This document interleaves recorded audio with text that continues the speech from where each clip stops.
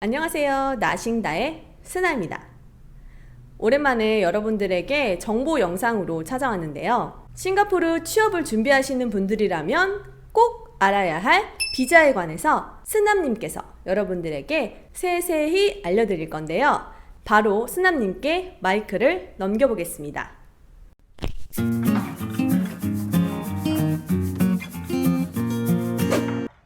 안녕하세요. 스남입니다. 많은 한국분들이 싱가포르로 취업을 해서 오시는 것 같은데요. 비자에 대해서 정확히 잘 알 필요가 있어요. 비자 관련해서 꼭 손해보시는 분들이 계신 것 같더라고요. 그래서 오늘은 한번 싱가포르 취업 비자에 대해서 얘기해볼까 해요. 어느 나라든 해외에서 취업을 하려면 외국인에게 취업 비자를 줘야겠죠? 싱가포르도 마찬가지예요. 여기는 크게 4가지 취업 비자가 있어요. WP, SP, EP, 그리고 PEP 이렇게 4가지가 있어요. 그리고 DP, 여기서 일을 하고 계신 분들의 배우자 분들은 DP라는 비자를 받고요. 롱텀 패스를 받기도 해요. DP와 롱텀 패스도 일을 할 수는 있어요. 하지만 회사에서 LOC라고 그 레터를 써줘야 돼요. 그 레터를 써주면 이제 노동부의 승인을 받고 일을 할 수 있어요. 하지만 오늘은 취업 비자에 대해서만 얘기해 볼까 해요. 먼저 회사의 쿼타에 영향을 받는 비자, 받지 않는 비자, 크게 2가지로 나눌 수 있어요. 회사의 쿼터 영향을 받는 거는 워크 퍼밋, SP고요. EP는 회사 쿼터에 영향을 받지 않아요. 회사 쿼터란 무엇이냐면요. 그 회사 내에 말레이시안이 몇 명인지, 중국인이 몇 명인지, 동남아 국가 국적이 몇 명인지, 이런 직원 수와 인종, 국적, 비자 소지자의 수에 따라서 취업 비자의 승인 여부가 결정돼요. 그리고 이 쿼터가 차게 되면 다른 취업 비자를 받을 수 없어요. 그 사람은 EP를 받아야 되는 상황이 되는 거예요. 이 WP와 SP는 몇 가지 고용주가 꼭 해야만 하는 일들이 있어요. 고용주는 WP와 SP 소지자에게 의료보험을 제공해야 돼요. 이건 의무예요. WP와 SP로 오시는 분들은 꼭 이 점을 참고하세요. 반면 EP는 고용주가 의료보험을 제공해야 될 의무는 없어요. 그렇다고 EP가 의료보험 제도가 없는 건 아니고요. 회사 자체적으로 보통 그룹보험에 가입되어 있거든요. 그 보험으로 EP 홀더들은 의료보험 혜택을 받게 됩니다. 회사 커버리지에 따라 다르겠지만 직계가족이 될 수도 안 될 수도 있어요. 이 부분은 나중에 입사 전에 회사한테 물어봐도 되고 아니면 입사 후에 회사에서 알려줄 거예요. 그리고 또 하나, WP와 SP는 고용주가 한국으로 돌아갈 때 비행기 리턴 티켓을 제공해줘야 돼요. 물론 회사에서 알아서 스스로 제공해주는 회사도 있겠지만 조용히 쉬쉬하는 고용주도 있을 수도 있어요. 본인이 받아야 될 부분은 꼭 놓치지 말고 받으셨으면 좋겠어요. EP 홀더 같은 경우는 한국으로 돌아갈 때 제공해주는 회사도 있다고는 들었어요. 하지만 보통은 잘 없는 것 같아요. 의무도 아닌 것 같고요. 자, 지금까지는 WP, SP가 굉장히 비슷해 보이죠. 하지만 이 2 비자는 어느 정도 차이가 있는 비자입니다. 제가 지금 말씀드리는 부분을 WP를 받으시는 분들은 꼭 사전에 알고 오셨으면 좋겠어요. 가장 첫 번째로 WP 비자를 받으시는 분들은 집을 제공받으셔야 돼요. 그게 기숙사일 수도 있고 방일 수도 있겠죠. 하지만 고용주는 WP 홀더에게 거주지를 제공해야 될 의무가 있어요. 이거는 선택이 아니라 필수예요. 왜냐면 WP를 고용주가 신청할 때 한 가지 질문사항이 있거든요. 그 질문이 뭐냐면 고용주는 지원자에게 집을 제공해준다라는 yes, no 질문이 있어요. 거기에 yes를 하지 않으면 그 다음으로 넘어가지가 않아요. WP가 나왔다는 거는 고용주는 이미 거주지 제공에 대한 동의를 한 거거든요. 그러니까 꼭 집이 제공되는지 방이 제공되는지 기숙사가 제공되는지 꼭 사전에 체크하고 오세요.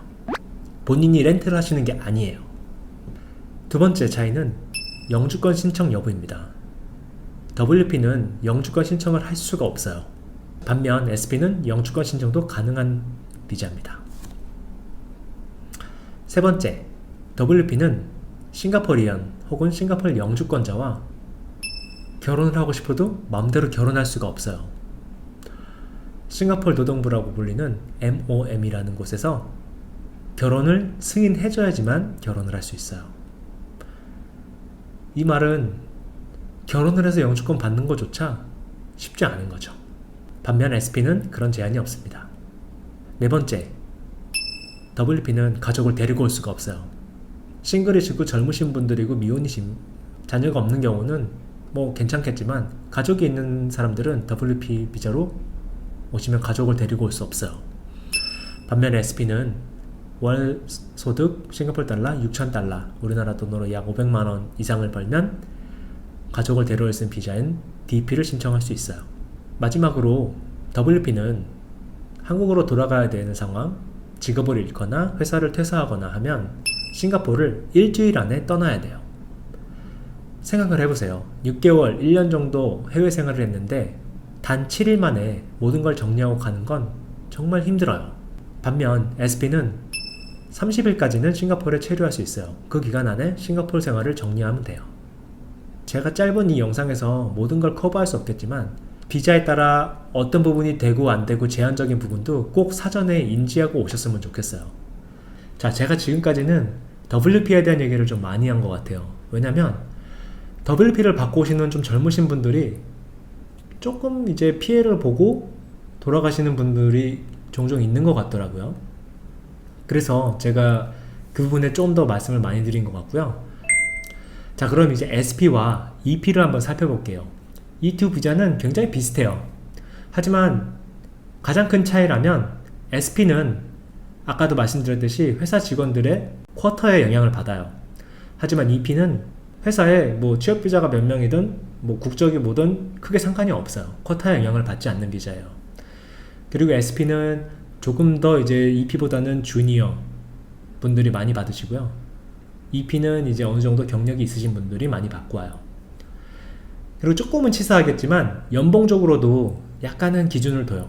SP는 2,300달러, EP는 월소득 3,600달러. 이렇게 최소 월급 기준을 나눠둡니다. 그렇다고 예를 들어서 4,000달러를 받는다고 하더라도 EP가 나올 수도 있고 안 나올 수도 있어요. 왜냐면 그거는 그 외에도 뭐 경력사항, 뭐 학력사항, 여러가지 고려사항들이 있거든요. 그래서 제가 스나님께 링크를 걸어달라고 할게요. 이거는 셀프 툴이거든요. 본인이 자기의 경력사항, 학력사항 등을 넣고 돌려보면 내가 EP가 나오는지 아니면 SP가 나오는지 스스로 알 수 있어요. 회사 입장에서는 EP를 지원했더라도 노동부에서 SP를 주는 경우가 흔하거든요. 그러니까 사전에 알고 계세요. 그렇다고 SP를 받으셨다고 이게 뭐 나쁘거나 단점이 되는 건 아니에요. 단지 경력이 모자랐거나 아니면 아직은 대학을 졸업한 지 얼마 안 되신 분들이면 그럴 수 있으니까요. 그리고 EP라는 거에 대해서 제가 딱히 말씀을 많이 드리지 않았어요. 왜냐면 EP는 지원받는 것도 없고요. EP는 그냥 싱가포르에 생활하시기에 어느 정도의 월급을 받고 오시는 분들이 대부분이기 때문에 회사 입장에서도 딱히 지원해주는 부분도 많지가 않아요. 그래서 EP는 간단하게 그냥 취업비자로 정리할게요. 그리고 마지막으로는 PEP라는 네 번째 비자가 있어요. 이 비자를 아시는 분들도 있겠지만 뭐 모르시는 분들도 있을 것 같아요. Personalized EP라는 비자의 약자고요. EP를 갖고 계시는 분들이 스스로 신청하는 비자예요. 이 비자는 굉장한 장점이 있어요. 자, 우리가 보통 이직을 할 때 새로운 취업 비자를 신청해야 되잖아요. 이직의 순서는 이렇게 돼요. A라는 회사에서 일을 하고 있어요. B라는 회사에서 오퍼를 받았어요. 아직 사직서를 내시면 안 돼요. B라는 회사에서 EP를 가지고 있는 사람에게 새로운 EP를 신청합니다. 그러면 A라는 회사에서는 내 비자가 어떤 상황인지 알 수가 없어요. 그러면 B 회사에서 나를 위해서 새로운 비자를 신청하겠죠. 이 비자가 승인되면 IPA라고 하는 레터를 받습니다. 그러면 그 레터를 받은 그 다음날 사직서를 내시는 거예요. 왜냐면 이직을 할 때 내 비자 상태가 나올 수 있을지 없을지 모르는 상황에서 사직서를 내는 건 바보예요. 이직을 하고 오퍼를 받고 취업 비자가 승인이 되면 그때 사직서를 내는 거예요. 그럼 이제 마지막 노티스 피리어드를 다 근무를 하고 근속을 하고 새로운 회사로 출근하게 되는 거죠. 이 이직의 과정을 꼭 알고 계셨으면 좋겠어요. PEP라는 비자는 이 과정을 없앨 수 있어요.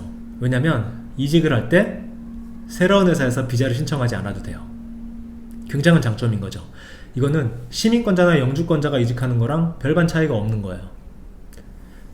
그리고 EP, SP 취업비자는 만약에 내가 퇴사를 하거나 이직을 하게 되거나 뭐 나가야 되거나 한 상황에서는 아까 말씀드렸듯이 최장 30일까지만 체류할 수 있어요. 하지만 PEP는 6개월까지 싱가포르에 체류할 수 있어요. 이건 굉장한 장점이에요. 그러면 모든 EP 홀더들이 PEP를 신청하지 왜 PEP는 많이 알려지지 않았을까요? 거기에 대한 기준이 조금은 높아요. 월소득, 보너스를 제외하고 얼라운스를 제외하고 순수 월소득으로 12,000달러, 우리나라 돈으로 1,000만원 이상을 받으시는 EP 홀더들만 스스로 신청할 수 있어요.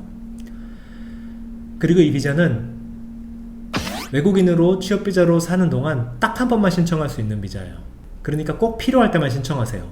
꼭 필요한 기간은 언제겠습니까? 내가 회사에서 약간 잡 세큐리티에 대한 불안감이 있거나 회사 상황이 안 좋거나 아니면 내가 갑자기 어느 순간 나가게 된다면 싱가포르에 계속 있어야 되는 상황이거나 이런 상황이겠죠? 그런 상황이라면 PEP는 굉장한 도움이 될 수 있어요. 그리고 PEP는 최장 3년까지 유효기간이 나옵니다. 오늘은 제가 싱가포르 취업비자에 대해서만 꼭 알고 계셨으면 하는 부분에 대해서만 짚어드렸고요. 제가 나중에 시간이 된다면 더 많은 내용들을 공유해 보도록 할게요. 그리고 건강하세요.